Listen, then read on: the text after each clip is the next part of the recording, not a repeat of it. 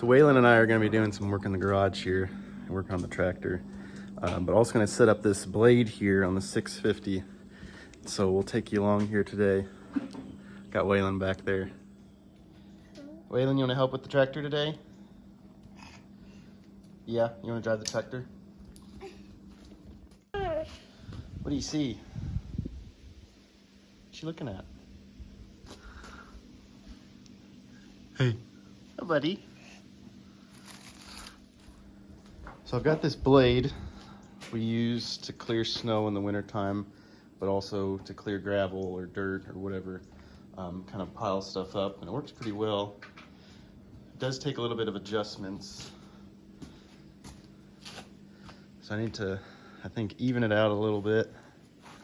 You can see on the left side there, it's a little bit off the ground. What do you think, Waylon? I need to take the right side up a little bit? Yeah, I think so too.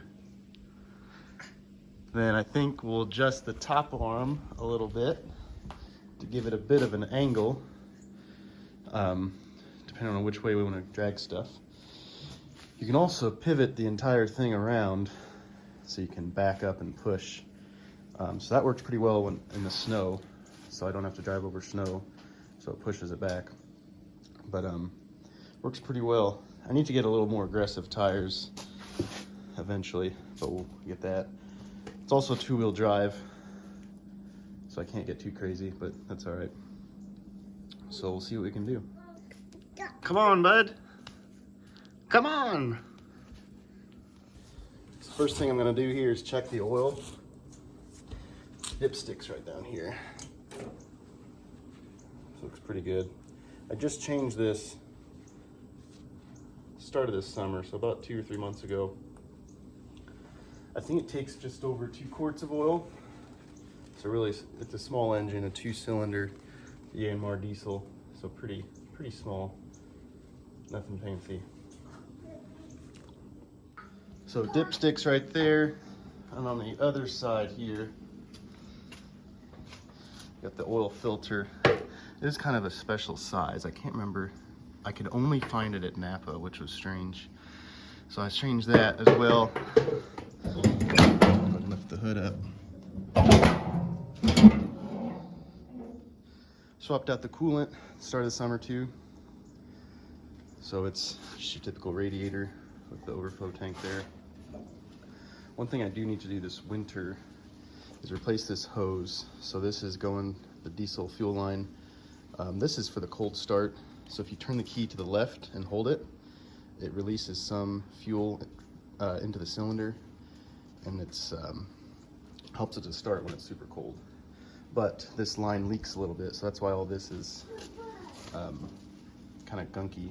It's not terrible. It's not like super noticeable, and it doesn't drip on the ground. It just kind of slowly. So I need to fix that hose this winter sometime. Be a cold weather project. Everything else looks good. Gearbox, that dipstick's right there. It all looks good. I need to change that oil probably this winter as well, which there's a drain plug on the bottom. There's also a filter underneath here. I'll have to probably change it out because I haven't taken it out to see what it looks like, but I'm guessing it'll need change, so better be prepared before I cut into that too much. What do you think, Waylon? You gonna help Dad out with that? Yeah.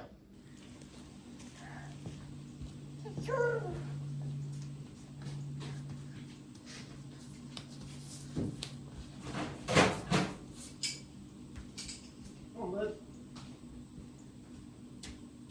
Yeah, excuse me. Okay. I'm gonna go ahead and adjust this. What I'm gonna do is that end needs to come down, and so I can raise this up a little bit is what I think I'm gonna do. But first I'm gonna loosen this, the top arm down a little bit. What you think, bud? Yeah? So I'm gonna lower this down, and it'll bring it to like more of an angle this way.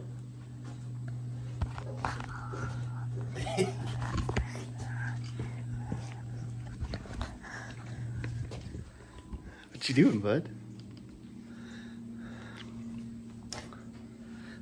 We're still rolling. Okay. Let's try this again. Yeah. Waylon. Yeah, come here. All right, let's trim this out a little bit. We'll try that for now. And then I'm gonna raise this up so it will balance it a little better. I'm probably still gonna have to adjust it once I raise the 3-point up, because it'll kind of reset itself once it's off the ground. I'm gonna raise this.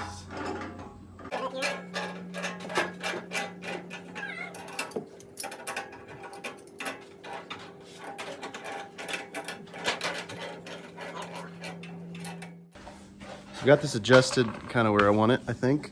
I'm gonna fire the tractor up and raise the 3-point up and see what it looks like. All right, you ready, Waylon? Ready? So always make sure it's in neutral before you start this up. And the parking brake is set. Actually, Waylon, let's get out of the way for a second, okay? Yeah, because we don't want to stand right in front here, just in case. Yep, you should never stand in front of the tractor tire when you're starting it. Go ahead and start it up. And neutral, parking brake set.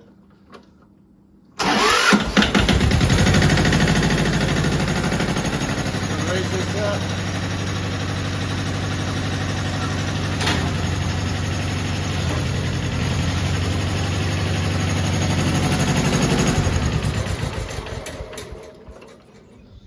All right, so it still looks a little crooked. So I'll do a little more adjusting. I think I raised it too high, so see what we can do. This is about as straight as I can get it, but the frame and blade are kind of crooked. You can see on the end there. So there's probably some fabrication I'll need to do eventually, but I'm gonna need a welder and some other equipment to do that. So if anyone's looking for something to get me for Christmas, could use a good MIG welder or a plasma cutter. That'd be nice. What do you think, Waylon? Do we fix it? What you think, bud? And tighten some wrenches? Yeah. You'll go ride on Tractor Ted? Go for a tractor ride? Yeah. You'll ride on Tractor Ted? Yeah. Tractor Ted, let's go.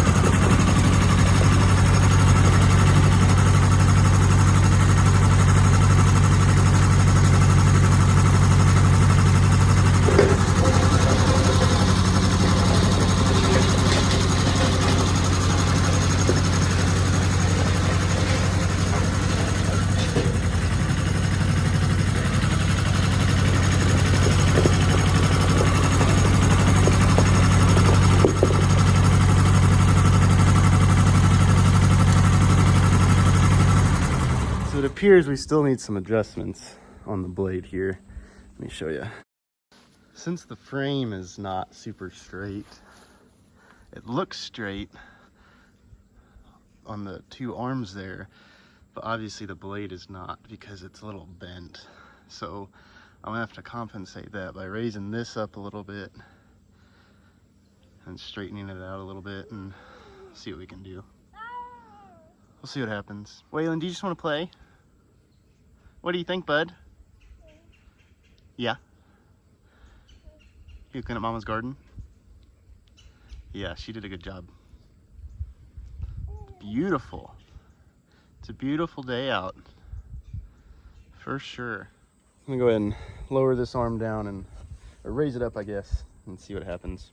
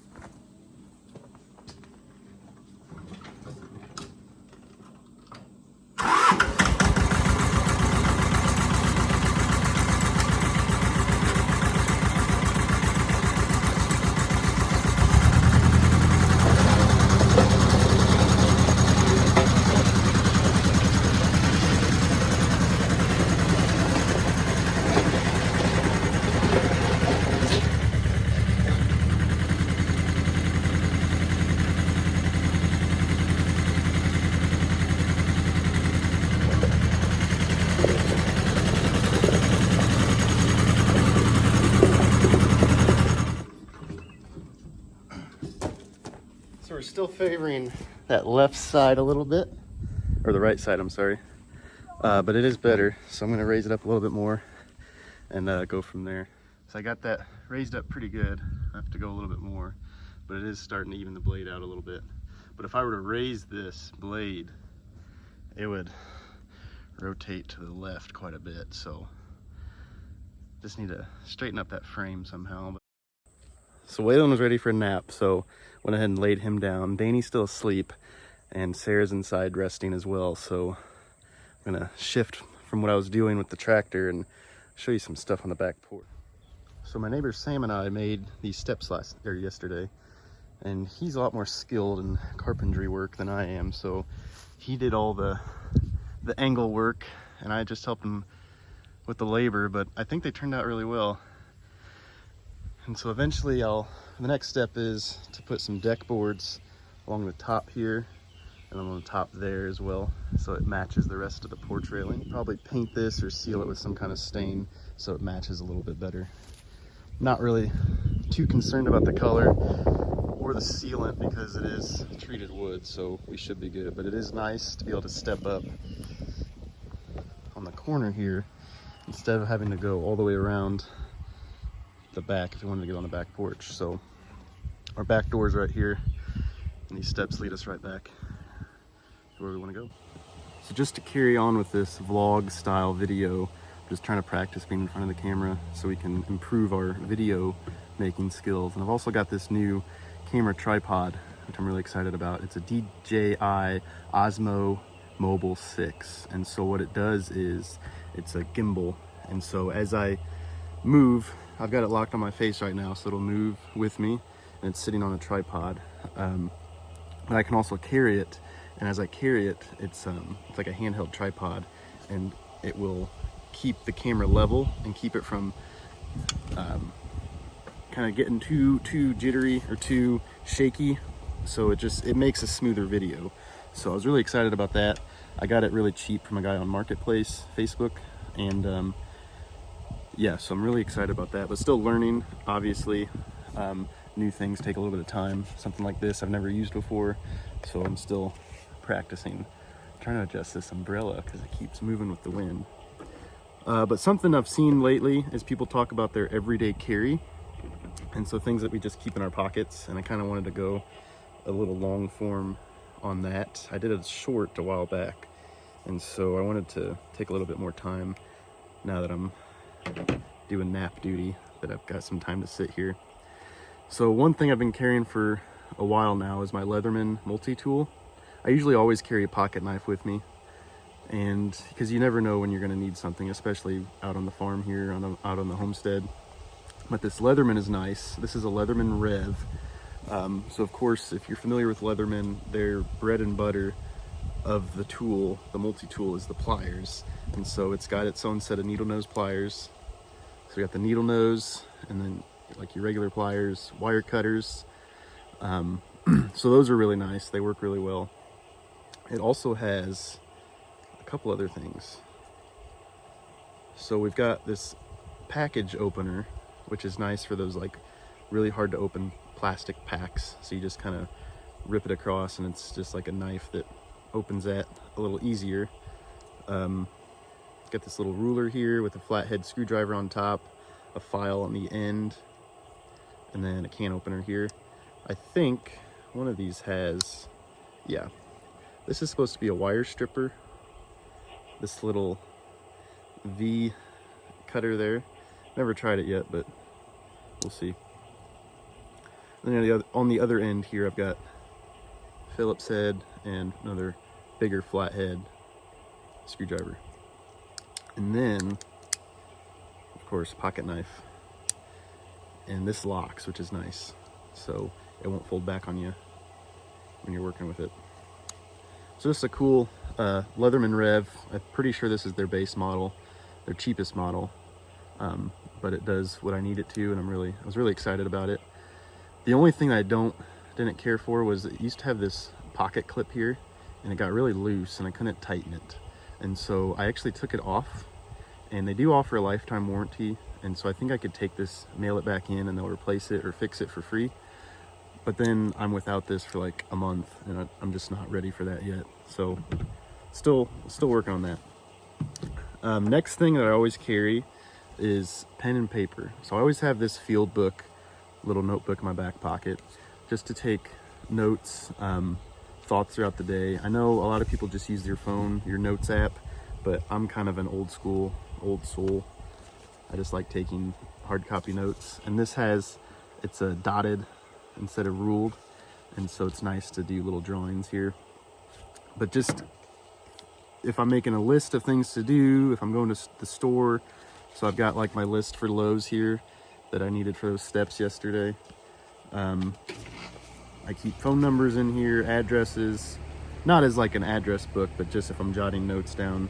If I'm taking notes at like church or something, I keep all that in here. And it's nice, it's always in my back pocket. And of course this pen, just a ballpoint pen.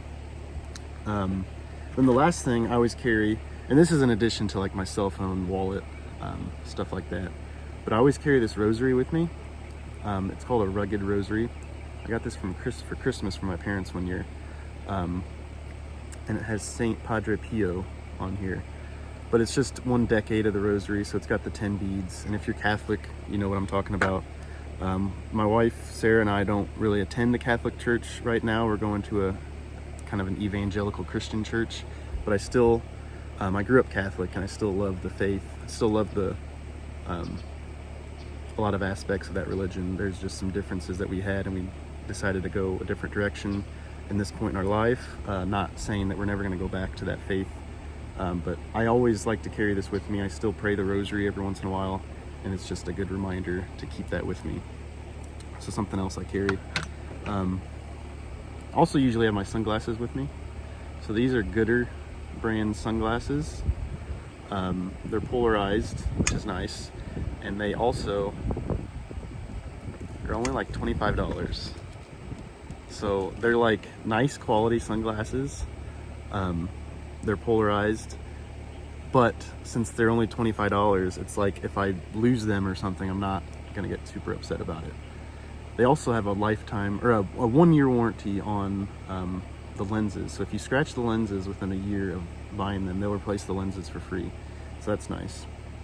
But I like this brown kind of tortoise shell color, and then the lens itself gives like a sepia, like a brown tone, which I like. I like this over like the black or the green. So yeah, Gooder. They're actually marketed as like athletic running sunglasses because they're so light and just the material stays on your head. They're not supposed to like shake off as you're running. So that's kind of cool. So yeah, that's my little ramble for everyday carry. Next job here today is to put up some no trespassing signs on our back property. We've got some along the road, and I've got some purple spray paint painted along trees, but I need to go along the back and the west side perimeter to make sure everything's ready for hunting season and nobody comes on our property without permission. So stay tuned. Tools I'm taking back there, I've got my no trespassing signs, nails, hammer, and just hammer those into the tree. Also bringing my chainsaw in case I need to cut any branches or clear any fence rows. I'm taking this all in the wagon, gonna hook it up to the tractor there. where I previously had the blade hooked up, and so drive this back to the back pasture.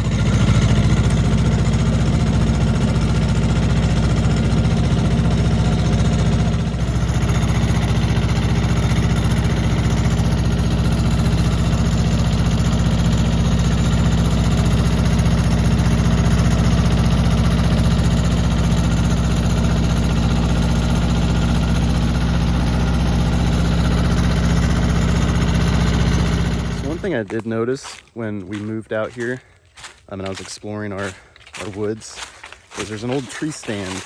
Not an old tree stand, I mean, it looks pretty new, but you can tell someone's been using it within the last couple seasons, and so it's still here. I'm gonna go check it out now, but I'm gonna go take that down because I really don't want anyone else hunting here. I don't mind if people hunt here, but I want to know about it, and so I don't want to encourage it by leaving it here. And so if I take it down, it gives them reason to come ask about it. Now, I'm not trying to take it. Like, if they want it back, that's fine, but I don't want them here without me knowing, especially with 2 young kids. You just never know what could happen. So I'm walking down to the tree stand now. What I plan to do is take it down, and I'm going to spray paint it with this purple spray paint, so it's no hunting purple. I think most states, Indiana for sure, recognize purple spray paint as like a no trespassing, no hunting color designation. So I spray painted a bunch of trees around the property, especially around the road, purple, to basically say no trespassing, no hunting. I'm gonna put some more signs up around here, but I'm gonna spray paint that tree for sure, so if they come back, they know that I took it down. So this is the tree stand. So yeah, it looks fairly new. It's ratcheted to the tree, so I'm gonna work on getting that down. There's a nice little clearing, so it probably is a good spot to hunt, but it's also private property. And so I don't want people here without me knowing, like I said. So go ahead and take this down and get this tree painted up purple. So I got the stand taken down. I'll have to come back for it. But it's on the ground, and I got the tree painted. So the guy comes back and he wants it. I left all the stuff there, but we'll leave it there for now. I just don't want anyone climbing up on there. It's pretty growed up down here, but something's been walking through, guessing some deer, so definitely some movement. Something's getting action down here. Here's the really big pawpaw tree that's right on the edge of our property. Trying to find any. It's about that time of year. Tried a few of them a couple weeks ago. I don't really like the taste, but they might not have been ripe enough, so let's see if they find any more ripe ones. The issue is you're supposed to wait till they fall off the tree, but by that point the deer are gonna get them, so it's a pretty short window of when you can get to them. So I've been spray painting all along the west side of the property. Now I'm coming up on the northwest side. You can kind of see barbed wire up there. So there's still some good fencing, which is nice. It's good to know. This is where the second spring, the northern spring, kind of discharges at. So nothing's flowing right now, but we'll head up to that spring, see if there's anything up there. And we'll see. So I got a bunch of trees spray painted along the northern edge. And we're kind of walking along the northern edge right now. But here is, the spring is up there, and this is the kind of the ravine that it feeds into. So there's a couple different spots. You can see there's nothing flowing right now, but when we had all those rains this spring, there's a lot of water moving through here. So probably gonna go up and around because I don't want to get stuck up there. So, because that's a pretty big drop off. I think I got everything spray painted that I want along the edge here. probably go up on the road. I did that earlier in the year, but the paint's a little faded, so give that a touch up and then make sure all my signs are still good. But other than that, we should be good to go. The spring that had the really steep walls is right about here, so it's pretty overgrown right now. And I'm not going to trek down there because once you get down in there, it's pretty much a straight drop off. And so you can go in these woods a little bit, but I don't want to go too far, and I don't really want to risk it right now, not being able to see with all the brush. So that's the northern spring. Go check out the southern spring, see if there's anything flowing today. This is one of those springs, that south one, and it doesn't look like anything's flowing, although it is a little wet, so there's water dripping. It's just not a stream flowing. You can definitely tell there's some water going there. So here's kind of another outlet of that spring, which again, there's no water coming out. Up there is kind of where we have a lot of junk from previous owners that we need to clean up, but it is a cool little rock formation. We live in southern Indiana, so there's lots of limestone. So pretty neat to see. And then it goes on down. Hard to tell from this angle, but it flows on down to the creek below. Last spring, when we had all that rain, this was just a river flowing. So it's pretty dry now. Just here's right above that spring. And like I said, there's a lot of junk. Looks like the guy kind of just used it as a scrap pile, which is kind of really unfortunate. So now we have to clean it up because I don't want, if we do end up using this spring, I don't want all this stuff leaching into our water. So another job for another day.